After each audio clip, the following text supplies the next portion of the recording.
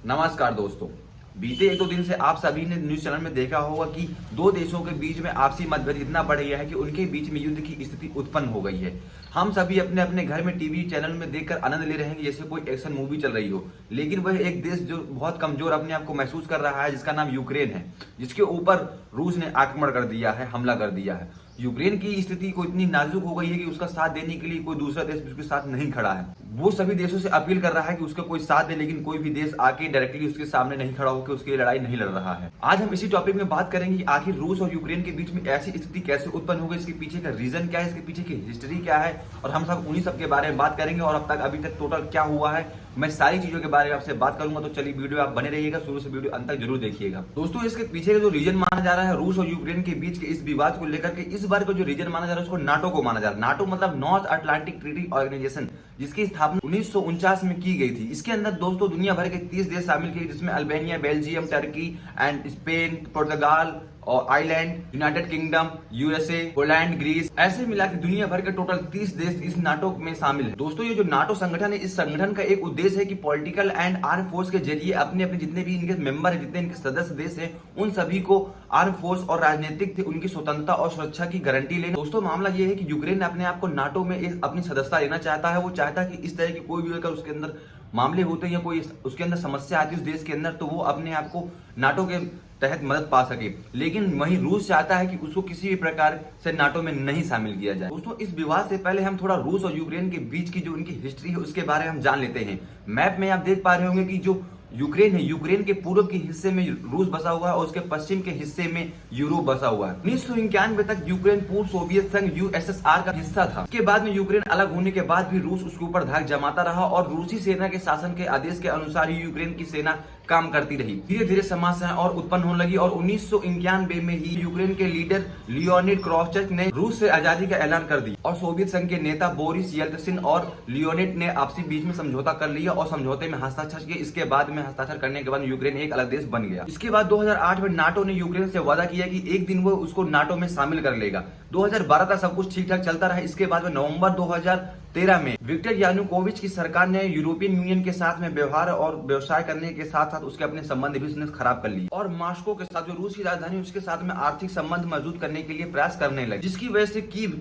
जो यूक्रेन की राजधानी है वहाँ पे हजारों की संख्या में लोग इस चीज का विरोध करने लगे और वहाँ पे प्रोटेस्ट करने लगे। इसके बाद कीव के ग्राउंड स्क्वायर मैदान में प्रोटेस्टर्स हिंसक हो गए और इसके बाद में वहाँ पे हजारों की संख्या में लोग मारे गए। इसके बाद फरवरी 2014 में विक्टर यानुकोविच को यूक्रेन की संसद ने उसको अपने पद से हटा दिया। इसके बाद में विक्टर फरार हो कुछ ही दिनों बाद हथियार लिए कुछ लोगों ने यूक्रेन की एक जगह क्रीमिया की संसद को कब्जे में ले लिया और उसमें जाकर के रूस का झंडा फहरा दिया। इसके बाद रूस ने क्रीमिया को यूक्रेन से अलग कर लिया और 16 मार्च 2014 को एक रेफरेंडम आया जिसमें बताया गया था कि क्रीमिया रूस के साथ में खुश है और वो यूक्रेन के साथ नहीं जाना चाहता। इसके बाद में डोनबास को भी रूस ने आजाद कर लिया और डोनबास भी रूस के साथ में शामिल हो गया। इसके बाद धीरे धीरे ये विवाद बढ़ता चला गया। उधर यूक्रेन के राष्ट्रपति अमेरिका से गुजारिश लगा रहे थे कि वो अपने आप को नाटो में किसी भी तरीके से शामिल करें, लेकिन वहीं पुतिन जो रूस के राष्ट्रपति हैं वो चीन का समर्थन लेने के लिए तैयार थे और चीन को अपने समर्थन में ला रहे थे ताकि वो नाटो में यूक्रेन को शामिल ना कर पाए। इसके बाद 24 फरवरी 2022 को रूस के राष्ट्रपति व्लादिमीर पुतिन ने यूक्रेन के ऊपर स्पेशल मिलिट्री ऑपरेशन का आदेश दे दिया। इसके बाद में रूस की सेना ने यूक्रेन के पूर्वी हिस्सों में हमला शुरू कर दिया और इसके बाद में रूस के सेना ने वहां के एयर बेस और वहां के मिलिट्री फोर्स के ऊपर आक्रमण अपना शुरू कर दिया। जिसके बाद में दोस्तों जो यूक्रेन का मेन शहर जो वहां की राजधानी कीव है उसको अपना निशाना बना रहे हैं रूस की सेना। और हालात इतने नाजुक हो गए हैं कि यूक्रेन में रूस की सेना ऐसी तरह से घुस गई है कि वहां के रूस की सेना यूक्रेन की सड़कों में अपने अपने टैंक के लिए घूम रही है और वहां किसी भी लोगों के ऊपर आकर के वो उनकी गाड़ी के ऊपर अपने टैंक चढ़ा दे रहे हैं। और हमारे लिए एक बुरी खबर ये भी है कि हमारे देश के कम से कम 20,000 लोग जो यूक्रेन में पढ़ाई करने के लिए, मेडिसिन और इंजीनियरिंग की तैयारी करने के लिए गए हैं, वो लोग भी इस हमले में फंस गए हैं वहां पे। और इस हमले को मद्देनजर रखते हुए जहां बाहरी देशों और कुछ देशों ने अपने अपने नागरिकों से वहां से पहले ही अनुरोध कर दिया था, 12 फरवरी से इन लोगों ने स्टार्ट कर दिया था कि जो भी हमारे देश के नागरिक हैं यूक्रेन में रह रहे हैं वो आज जल्दी से जल्दी अपने देश वापस आ जाए। लेकिन हमारी भारत सरकार ने थोड़ा सा लेट कर दिया और अभी भारत सरकार अपना कदम आगे बढ़ाए हुए, जिससे कि अब बहुत सारी दिक्कतों का सामना करना पड़ रहा है जो भारतीय स्टूडेंट वहां पे हैं और कभी किसी भी टाइम उनके ऊपर हमला हो सकता है और किसी भी टाइम उनकी जान जा सकती है, क्योंकि उन लोगों ने अपने अपने वीडियो में जाहिर किया है कि वो ऐसी स्थिति में वहां पे इस टाइम पे फंस गए हैं कि उनको खुद नहीं पता कि वो क्या कर सकते हैं और क्या नहीं कर सकते, उनके साथ में क्या हो सकता है और क्या नहीं हो सकता। लीजिए कैसी हालत है हम लोगों की। इंडियन गवर्नमेंट से बोला था कि स्टेप लेने को, बट इंडियन गवर्नमेंट स्टेप जब लेगी जब हम लोगों को कुछ हो जाएगा। हम लोग फंस चुके हैं, हम बॉर्डर से 1700 किलोमीटर दूर हैं। अब हमें नहीं पता हम कैसे इवैक्यूएशन से कैसे जाएंगे।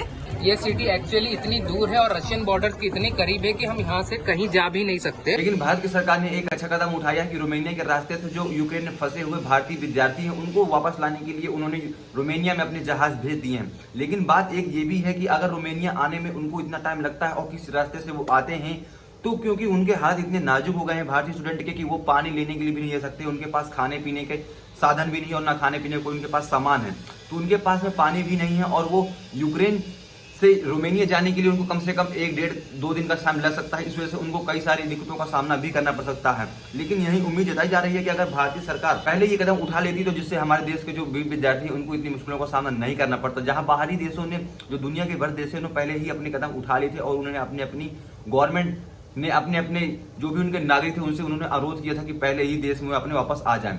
लेकिन देखा जा रहा है कि अभी कल ही न्यूज आई है कि हमारे भारत की सरकार ने 470 विद्यार्थियों को रोमानिया के रास्ते से भारत बुलाने का काम किया है। तो ये बहुत ही एक अच्छा काम है। लेकिन जहां 470 विद्यार्थियों को बुलाया गया और 20,000 की संख्या में इतने अधिक विद्यार्थी वहां पे, तो जो इंडियन एम्बेसी है उसको बहुत सारी दिक्कतों का सामना करना पड़ रहा है। तो हालात इतनी नाजुक है कि अगर 20,000 बच्चों को बुलाने के लिए कितनी सारी बसों का इंतजाम करना पड़ेगा, ये इंडियन एम्बेसी के ऊपर डिपेंड करता है।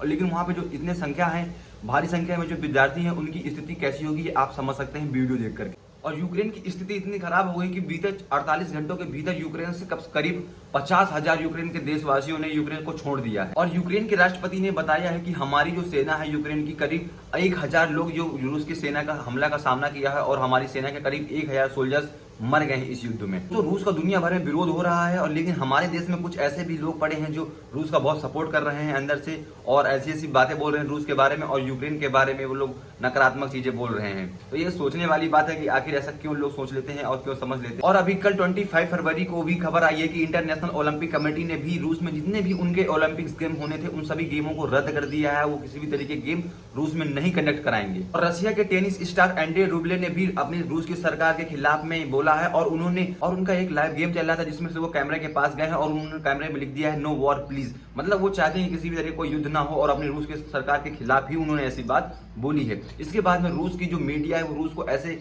करके क्रिएट करके दिखा रही है कि रूस जो भी कर रहा है वो सही कर रहा है। लेकिन वहां के कुछ पत्रकार ऐसे जो ईमानदार पत्रकारिता रखते हैं, उनमें से कुछ पत्रकार बोलते हैं कि रूस की सरकार जो भी ऐसा कर रही है अपने आप को खामियाजा भुगतने के लिए तैयार भी हो जाए, क्योंकि इससे रूस को ही दिक्कतें होने वाले समय में आने वाली हैं। और वहीं यूनाइटेड नेशन सिक्योरिटी काउंसिल में भी एक बैठक हुई, जिस बैठक में रूस का भी किसी देश ने साथ नहीं दिया है और रूस के विपक्ष में ही सभी लोगों ने वोट डाले हैं। अमेरिका, ब्रिटेन, फ्रांस आदि सभी देशों ने रूस के विपक्ष में ही वोट डाले हैं, जहां भारत, चीन और यूएई ने कोई भी वोट ही नहीं डाला है इस मुद्दे में। रूस के राष्ट्रपति पुतिन का दुनिया भर में इतना विरोध हो रहा है और उनके देश रूस में ही उनकी जनता, खुद उनके जो निवासी हैं रूस के, वो लोग भी रूस के राष्ट्रपति पुतिन का विरोध कर रहे हैं और कह रहे हैं पुतिन को एक आतंकवादी की संज्ञा भी दे रहे हैं। अब बात करते हैं कि आखिर रूस और यूक्रेन के बीच में ये जो युद्ध हो रहा है, ये उनका जो विवाद है, इससे भारत में क्या असर पड़ेगा। तो दोस्तों मैं आपको बता दूं, जो दुनिया भर में कोई भी ऐसे विवाद होता है किसी दो कंट्री के बीच में, तो इससे इकोनॉमिक क्राइसिस आने की संभावना रहती है। मतलब कि जो आर्थिक स्थिति होती है दुनिया भर की, वो टोटली खराब हो जाती है और इस तरह में हमारे भारत को भी हो सकता है कि इसका खामियाजा भुगतना पड़े, क्योंकि भारत ने जो अपना मत रखा है वो किसी भी पक्ष में नहीं रखा है और किसी ना ही विपक्ष में रखा है, क्योंकि भारत रूस से ही अपने 86% हथियार मंगाता है। और अगर भारत रूस को सपोर्ट करके यूक्रेन का विरोध करता है तो भारत अमेरिका का भी विरोधी हो जाएगा, क्योंकि अमेरिका जो है यूक्रेन का सपोर्ट कर रहा है और भारत के और अमेरिका के संबंध अभी कुछ ही दिनों में ठीक हुए हैं और संबंध ठीक ठाक चल रहे हैं। इस वजह से भारत चाहता है कि वो किसी भी तरह से किसी भी पक्ष में ना अपनी बात रखे। और रूस दुनिया भर का तीसरा ऑयल प्रोड्यूसर देश भी है, जहां पे दुनिया भर का सबसे ज्यादा तीसरे नंबर पे ऑयल का प्रोड्यूसन की जाती है। तो दोस्तों अमेरिका ने रूस के ऊपर कई सारे इकोनॉमिकल प्रबंध लगा दिए हैं और उनकी बैंकों को भी बंद करने का निर्णय ले लिया है। इसके बाद से दोस्तों ये माना जा रहा है कि दुनिया भर में तेलों के दाम बढ़ना शुरू हो जाएंगे और जो सेंसेक्स ग्राफ है वो भी गिर जाएगा और क्रिप्टो करेंसी भी गिर जाएगी और इस तरह से फ्लाइट भी महंगी हो जाएंगी। मतलब इकोनॉमिकल क्राइसिस आना संभव ही है। तो हो सकता है दोस्तों कि इसका खामियाजा आने वाले दिनों में महंगाई और रोजमर्रा की लाइफ में हम सभी को भी झेलना पड़े। और दोस्तों इन सब बातों के बीचों में एक जो टेंशन वाली बात हमारे देश के लिए वो ये है कि समस्या उत्पन्न होगी, क्योंकि जो चाइना है वो चाइना सपोर्ट कर रहा है टोटली रूस का। और अगर इंडिया और चाइना के बीच में कोई भी ऐसी विवाद उत्पन्न होते हैं तो हो सकता है कि रूस कहीं चाइना का सपोर्ट ना करने लगे, जिससे हमारे लिए एक बड़ी समस्या उत्पन्न हो सकती है। अब अगर रूस और यूक्रेन के बीच उनकी जो शक्तियां, उनकी जो मिलिट्री फोर्स है, उनका अगर कंपेरिजन किया जाए तो यूक्रेन बहुत ही एक छोटा देश माना जा रहा है, उसके पास में बहुत ही कम संसाधन है जो युद्ध के लिए वो अपने आप को काबिल बना सके। अगर वहां पे मिलिट्री फोर्स की बात की जाए, रेगुलर जो फोर्स की बात की जाए, 2,80,000 रूस के पास मिलिट्री फोर्स है और वहीं यूक्रेन के पास मात्र 1,25,600। रूस की सेना के पास जो बैटल टैंक है उनमें 2,927 है और जो यूक्रेन की सेना है उसके पास में जो बैटल टैंक है वो ओनली 858 है। अगर ब्लास्टिक मिसाइल की बात की जाए तो रूस के पास में 150 ब्लास्टिक मिसाइल हैं, जो कि यूक्रेन के पास मात्र 90 ब्लास्टिक मिसाइल हैं। तो दोस्तों यहाँ पे माना जा रहा है कि यूक्रेन रूस के सामने युद्ध तो नहीं कर सकता, उसके पास में इतने संसाधन नहीं है कि वो रूस का सामना कर पाए। और एक अच्छी खबर ये भी है कि किसी भी देश ने किसी भी तरीके से किसी भी देश का साथ नहीं दिया है और किसी भी तरह के युद्ध के लिए कोई भी देश तैयार नहीं है। तो ये एक अच्छी खबर है, क्योंकि अगर कोई भी देश आता है और यूक्रेन के साथ में खड़ा हो जाता है और वो युद्ध लड़ने लगता है रूस से, तो इस तरह में दुनिया भर में वर्ल्ड वॉर की स्थिति उत्पन्न हो जाएगी, जो कि ऐसी संभावना दिख भी रही है और ऐसा लग भी रहा है। इससे क्या होगा, इससे बहुत सारी हानियों का सामना करना पड़ सकता है और इससे कोई अच्छे परिणाम भी नहीं निकलते हैं। इससे खून खराबा होगा, मारपीट होगी और आगे चल के फिर वही सब कुछ स्थिति उत्पन्न हो जाएगी। तो उम्मीद करते हैं कि किसी भी तरीके से यूक्रेन को प्रताड़ित ना करे रूस और अपनी अपनी जो भी उसकी मांगे हैं वो मांगे अपनी रखे और उन मांगों का अगर बातचीत से उनकी मांगों को पूरा किया जा सकता है तो उनको पूरा करने की कोशिश भी की जाए, क्योंकि इससे हो सकता है कि आने वाले दिनों में हमारे इंडिया में भी इसका बहुत ज्यादा प्रभाव देखने को पड़ सकता है। लेकिन रूस के जो राष्ट्रपति व्लादिमीर पुतिन हैं वो चाहते हैं कि वो कीव में अपना कब्जा कर लें और हो सकता है कि आने वाले 10-20 घंटों में वो कीव में अपना कब्जा भी कर सकते हैं। तो दोस्तों ऐसी उम्मीद जताती रही है और दुनिया भर के लोग इसमें प्रयास कर रहे हैं, अमेरिका भी प्रयास कर रहा है, लेकिन अमेरिका से जो उम्मीद थी वो उस प्रकार से अपना काम भी नहीं कर रहा है, क्योंकि अमेरिका ने टोटली ही अपना जो मत था वो उस यूक्रेन के पक्ष में नहीं रखा है कि मैं उसका साथ दूंगा और अपनी मिलिट्री सेना भेजने के लिए भी उसने मना कर दिया। तो चलिए दोस्तों, उम्मीद करता हूं कि वीडियो इंफॉर्मेटिव लगा होगा। अब तक की जो टोटल ये समरी थी वो मैंने आपको बता दी है। इसके बाद में जो भी न्यूज आती है तो मैं आगे आपको बताता रहूंगा। तो आप लोग प्लीज इस वीडियो को पूरा देखिए और समझिए और इसके बारे में आपको अगर कोई इन्फॉर्मेशन मिलती है, आपका क्या पक्ष है, इसमें क्या सही होना चाहिए क्या नहीं होना चाहिए, वो आप कमेंट बॉक्स में कमेंट करके बता सकते हैं। चलिए दोस्तों, मिलते हैं नेक्स्ट वीडियो में। अपना कीमती समय देने के लिए धन्यवाद।